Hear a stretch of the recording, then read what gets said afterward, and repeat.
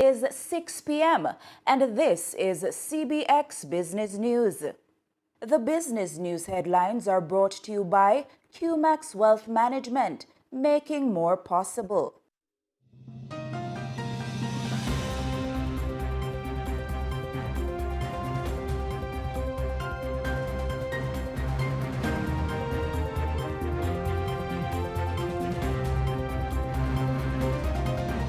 Relief fund spending under fire. Barbados secures an IMF safety net and Switzerland pushes support for the WHO. Good evening and welcome to CBX Business News for Monday, May 18, 2026. I'm Rashel Moncrieffe. Thanks for joining us. Coming up, Jamaica's opposition is criticizing the government after reports that only 1.8% of hurricane relief funds have been spent, raising questions about execution and accountability. Also ahead, Barbados secures access to a $260 million IMF safety net aimed at protecting the economy from external shocks. And later, Switzerland calls for stronger global support for the World Health Organization as the agency faces deeper financial pressures. Stay with us as we unpack these stories and more right after the break.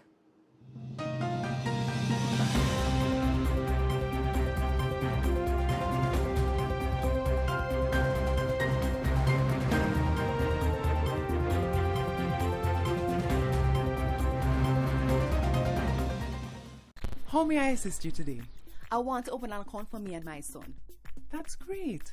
Let me see your documents. I understand you want to know about our savings account. Let me show you a few accounts and the benefits of each account. Why do you need so many documents from my mommy? It's called KYC, Know Your Customer. This helps us to protect you and treat you right. Thanks for the documents. Take a look at this brochure. Let's discuss savings accounts. A savings account is an interest-bearing deposit account. Customers with savings deposit accounts are covered up to $1.2 million per ban, so you don't have anything to worry about. This financial literacy tip is brought to you by Bank of Jamaica, promoting financial inclusion. For more information, visit our BOJ Real Talk playlist on our YouTube channel.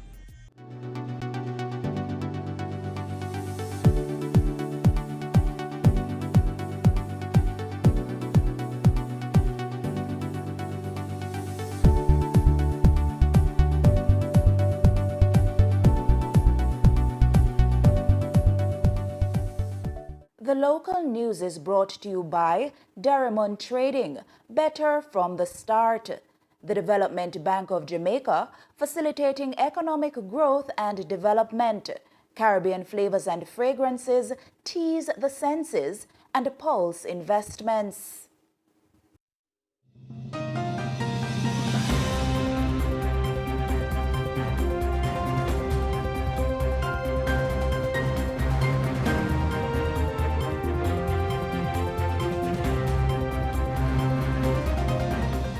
Welcome back to CBX Business News.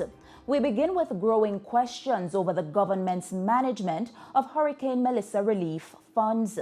The opposition is accusing the Holness-led administration of a major governance failure after a recent Auditor General's report found that $1.41 billion of the $1.44 billion in hurricane relief donations remained unspent months after Hurricane Melissa devastated sections of the island.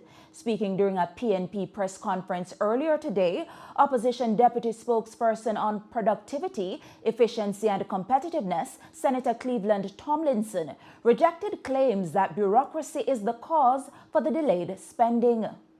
$1.44 billion received in donations from generous Jamaicans and donors internationally. The government had only spent $26 million of that. And we have heard the argument being made by the government. Senator Marlon Morgan said that this demonstrates the need for NARA because bureaucracy was what impeded the spending of that money. Let's expose that argument for the untruth that it is. If you examine the Auditor General's report in its entirety, it will tell you that not only was 88% of the monies donated was unspent, but it was uncommitted for spending. There was no expenditure plan. Tomlinson argued that the Auditor General's report showed the funds were not only unspent, but largely uncommitted, with no clear expenditure framework in place. Bureaucracy slows committed spending. When you have allocated monies for a particular project and you run into some bureaucratic delay, then it delays that.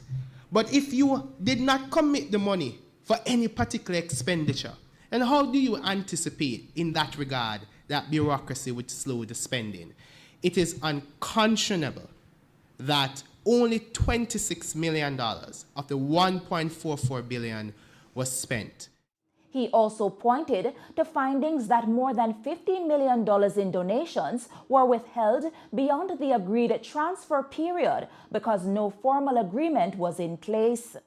The Auditor General's report said that a financial services institution withheld over $15.7 million in donated funds beyond the agreed 45-day window.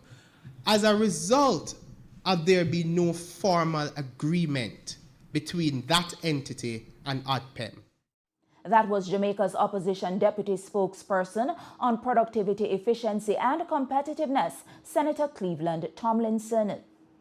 The Jamaican government is intensifying efforts to restart operations at the G-Quan Iron and Steel Company, GISCO, Alpart Alumna Refinery this year, in a move that could significantly impact export earnings, mining jobs, and economic activity in St. Elizabeth. Speaking at a post-sectoral briefing Friday, Agriculture and Mining Minister Floyd Green says he will be traveling to China to meet directly with executives of GISCO, who owns the Alpart refinery. Green says the government wants a definitive timeline on reopening the plant, which has remained closed since the COVID-19 pandemic disrupted operations. This has to be a defining year for GISCO Alpart. The government's position is that GISCO Alpart needs to start the reopening process, and it has to start this year. It still has some of the largest bauxite reserves. The entire economy of St. Elizabeth and Jamaica, especially in keeping with the recovery, is depending on mining and aluminum mining. We see what's happening worldwide with the price of aluminum and just the drive for these critical elements. So we're going to go to China to meet with GISCO, to meet with the owners of the plant, and to get some definitive word from them regarding reopening. Beyond mining negotiations, Green says the trip to China will also be used to deepen agricultural cooperation between both countries. We have other companies like Pan-Caribbean Sugar, which is a Chinese company, Complant, which is in charge of the Frome Sugar Factory. You know, they have been having some challenges. We plan to sit with them. And Clara, we're also going to take the opportunity to engage the Ministry of Agriculture over there so that we can look at deeper partnerships in relation to our agricultural sector. That was Jamaica's Agriculture and Mining Minister Floyd Green. Image Plus Consultants Limited, the operator of Apex Radiology, says it is moving to significantly expand its national diagnostic imaging footprint through the acquisition of Island Radiology. Speaking during the company's earnings call for the financial year ended February 2026, Chief Executive Officer Keisha Anderson says the acquisition will add 3 new locations in Mandeville, Ocho Rios, and Santa Cruz to the company's growing network. With the acquisition of the second entity, Island Radiology, they actually, to give you a little context and history, as we would have shared in the release, they actually have 3 locations. They have a location in Mandeville, Caledonia Mall. They have a location in Ocho Rios, 8 Rivers, which though we have one in Ocho Rios as well, theirs is more central to the hustle and bustle right in the town of Ocho Rios. You know, ours is in White River North Commercial Complex, which is more on the outskirts of Ocho Rios and closer to the St. Mary side. Both excellent locations. 8 Rivers tends to have a lot of persons who just walk in the town, and I would make it akin to our Malines Road kind of location in Kingston for those who are more familiar with Kingston and Ocho Rios. Meanwhile, the company also reported that revenues climbed to 1.9 billion Jamaican dollars during the financial year, while profit after tax rose more than 10% to $48.7 million.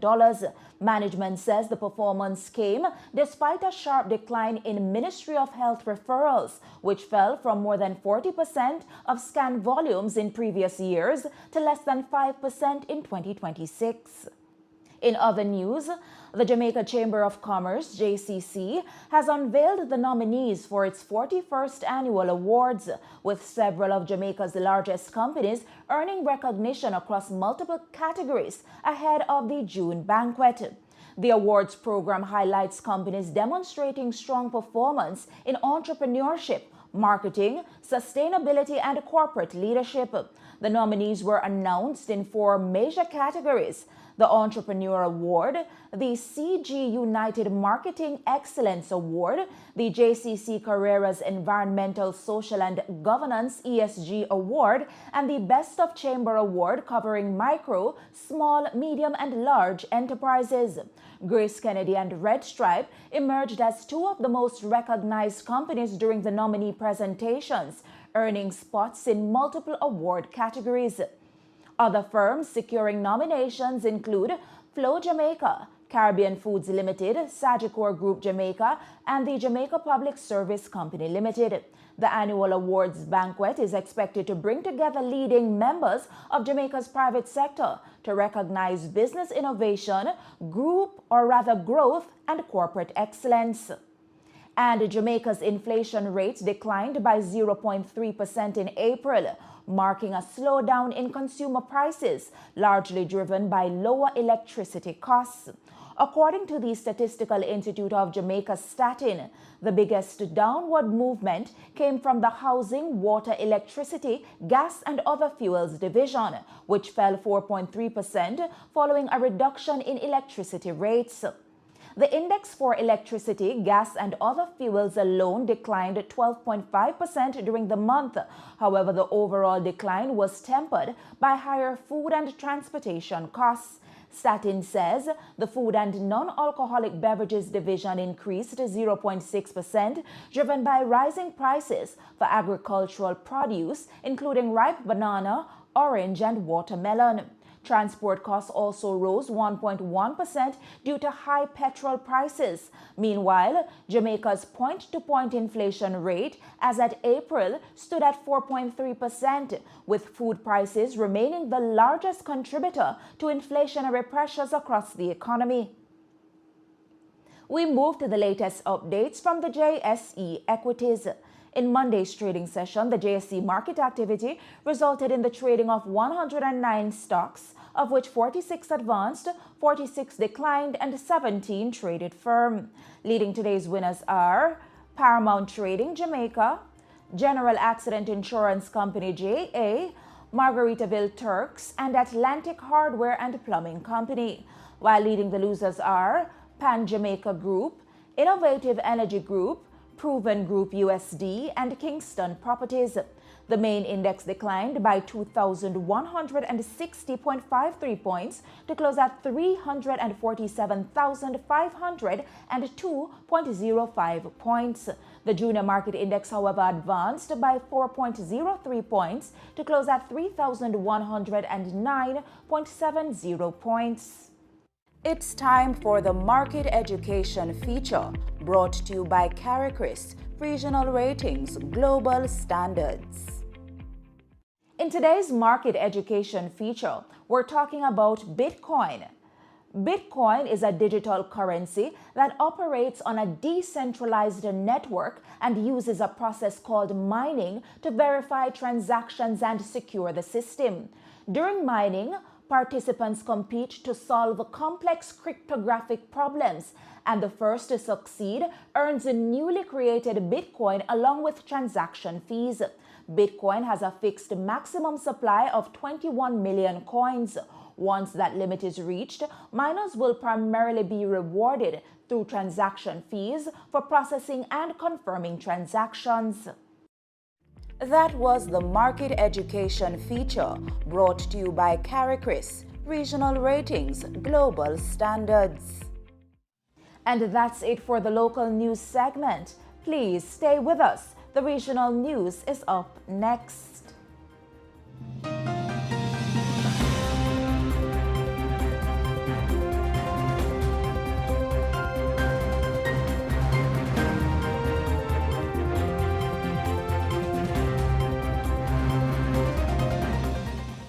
The local news is brought to you by Derrimon Trading, better from the start. The Development Bank of Jamaica, facilitating economic growth and development. Caribbean Flavors and Fragrances, tease the senses, and Pulse Investments. It's feeling so good right now. Feeling so good right now. Yeah, yeah. It's feeling so good right now. Feeling so good right now. Yeah, yeah. It's feeling so good right now. Don't never, ever, ever wanna calm down. No, no, no. Yeah, yeah.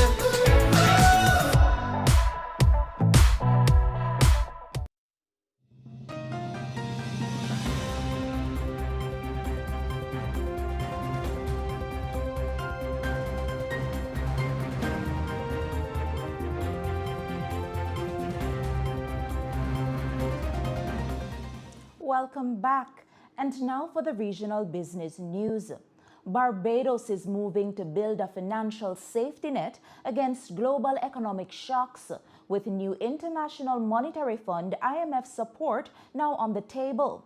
The country is set to gain access to roughly $260 million in precautionary financing under a proposed standby arrangement with the International Monetary Fund.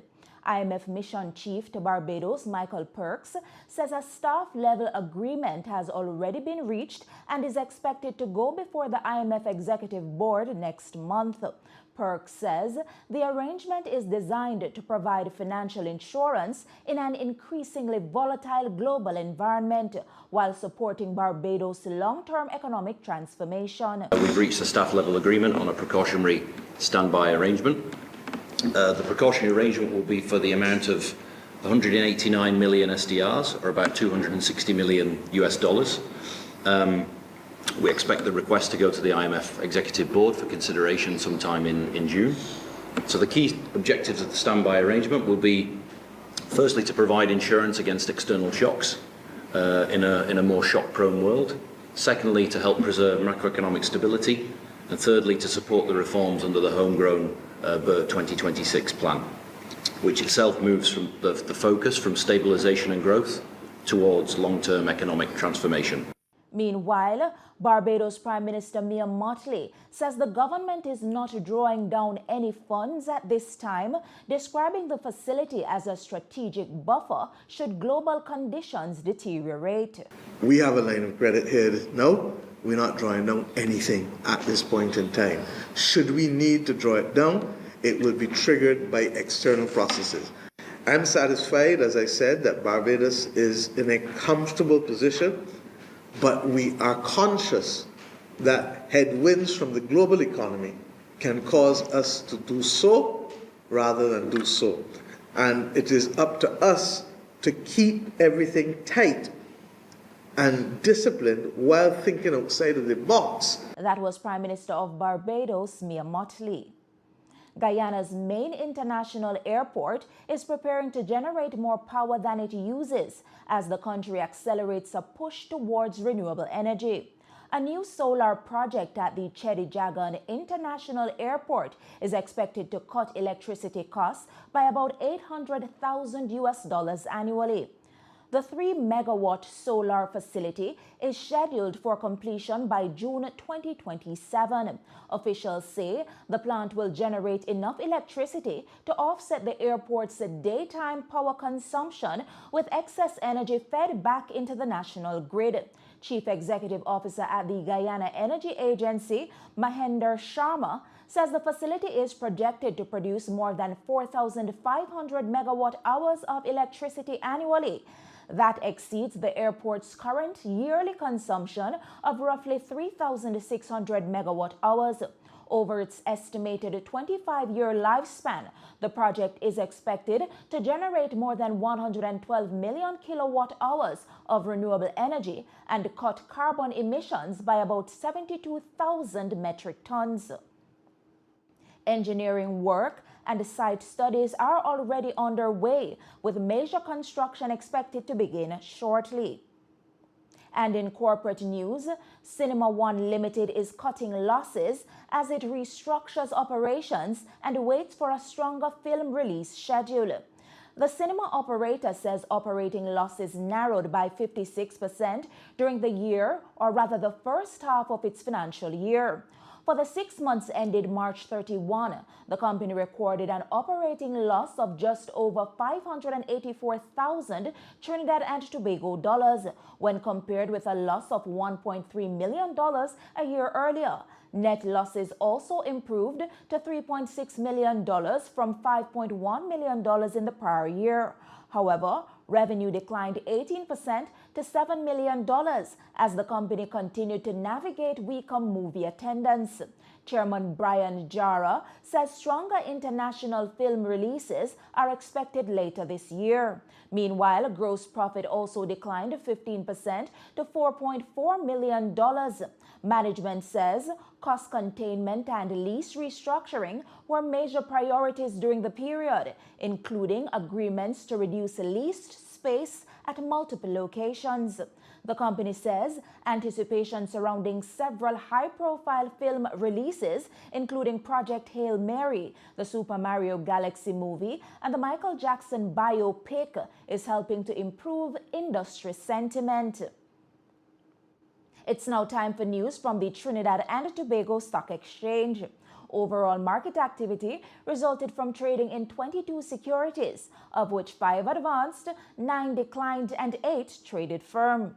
Today's winners are JMMB Group, Unilever Caribbean, CIBC Caribbean Bank, and First Citizens Group Financial Holdings, while leading the losers are Point Lissus Industrial Port Development Corporation, National Flour Mills, Guardian Media, and Scotiabank Trinidad and Tobago. Trading activity resulted in the following movements. The All TNT Index advanced by 3.57 points to close at 1,417.47. The Composite Index also advanced, but by 7.84 points to close at 987.29. The cross-listed index gained 1.76 points to close at 73.77, while the SME index declined 0.17 points to close at 81.70. And we take a short break, but please do stay with us. The international news segment is up next.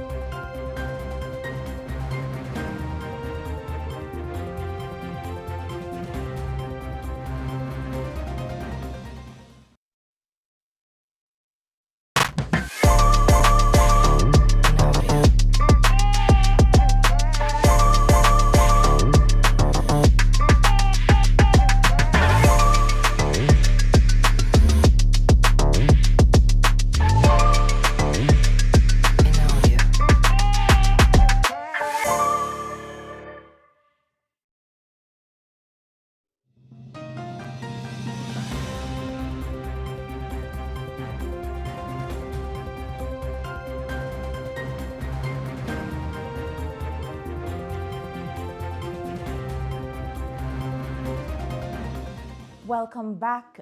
In international news, Switzerland is calling on member states to strengthen long-term financing for the World Health Organization (WHO) as the agency faces mounting budget pressures, workforce reductions, and growing global health demands. Speaking at the 79th World Health Assembly in Geneva on Monday, Swiss Federal Councillor Elisabeth Baum-Schneider warned that the WHO must remain central to efforts aimed at reshaping global health governance, despite an increasingly difficult international environment. In this difficult and intense context, we have to look at the redefinition of global health. But clearly, WHO has to remain at the heart of that process and has to drive that process. WHO is involved in standard setting and technical and coordination work. It is a unique global health body with a universal vocation. It is therefore up to WHO to lead transformation in close cooperation with other global health institutes. And as international agencies confront widening financial strain, Switzerland is also moving to reinforce Geneva's role as a center for global diplomacy and public health coordination. Switzerland has pledged 269 million Swiss francs through 2029 to support international Geneva, signaling renewed backing for the WHO and other multilateral institutions facing funding pressure. Councillor Baum-Schneider emphasized the importance of preserving Geneva's status as a global center for multilateral cooperation and health governance.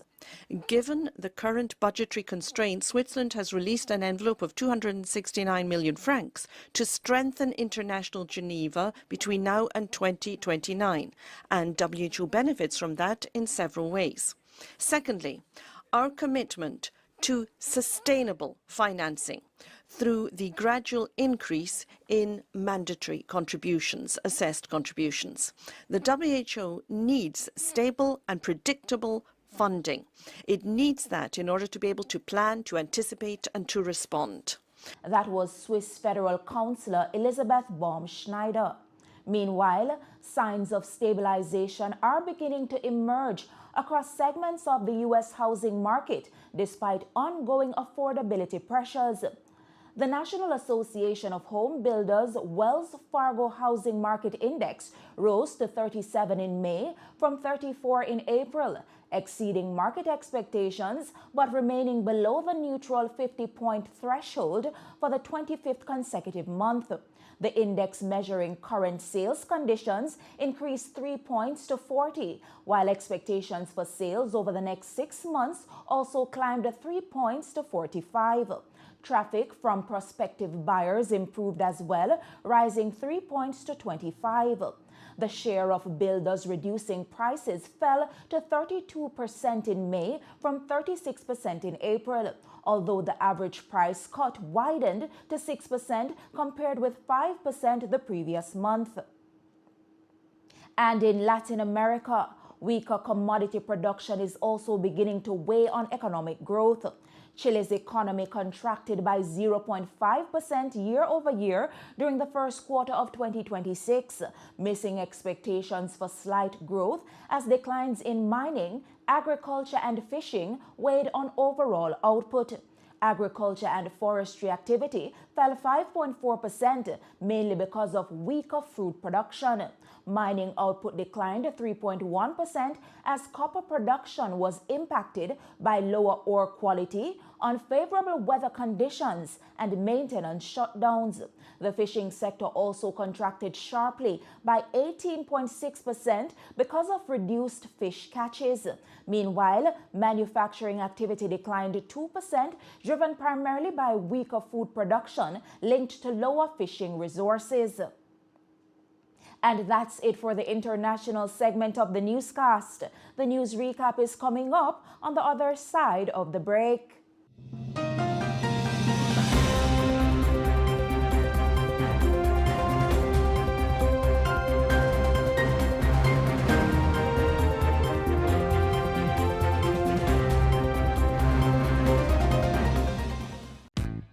Here to open a savings account for my son John. I really want him to start saving and managing his own money. And I need for Safe to visit my father in New York. Okay, based on what you said and our risk assessment, he will qualify for simplified customer due diligence requirements. I'll need your ID, proof of income, TRN, and John's ID as well. Okay, here you go. Opening an account is easier than you think using simplified customer due diligence requirements, also called CDD.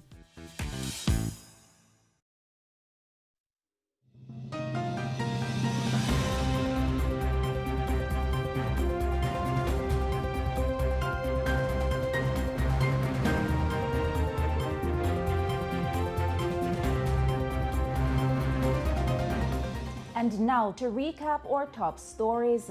In the local news, Jamaica's opposition blasts government following reports that $1.4 billion of the Hurricane Relief Fund remains unspent. Regionally, Barbados secures access to $260 million IMF safety net. And internationally, Switzerland pushes global support for WHO financing. Those were the stories making today's CBX Evening News. On behalf of the entire production team, I'm Rashel Moncrieffe. Thanks for watching CBX, your region, your business, your source.